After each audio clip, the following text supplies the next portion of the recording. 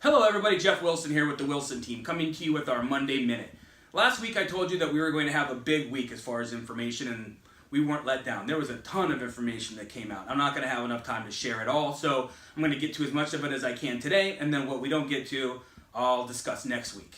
The first thing I want to talk about is that the non-farm payrolls rose 20,000 in February, and the unemployment rate was 3.8%, down from 4%. So economists had expected 180,000 new jobs and a 3.9% unemployment rate in February, so we've exceeded that. That's great. Unemployment in professional and business services, healthcare, and wholesale trade continued to trend up, while construction employment decreased. Wages rose 3.4% from year to year in February, a pace last matched in April of 2009.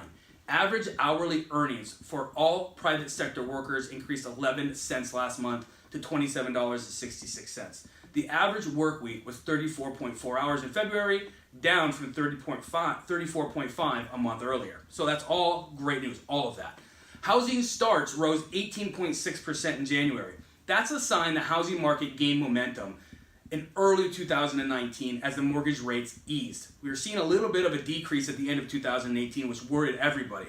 Residential building permits rose a more modest 1.4% from December to an annual pace of 1.345 million. Housing starts data are volatile from month to month and can be subject to large revisions, so we got to keep our eye out for that.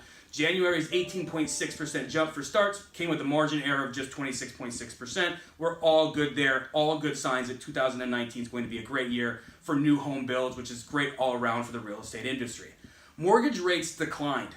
This may give refinancing a fighting chance in 2019. Despite the pool of refi candidates shrinking by 30% at the end of 2017, the incentive for borrowers to refinance shot back up at the beginning of this year based on interest rate declines.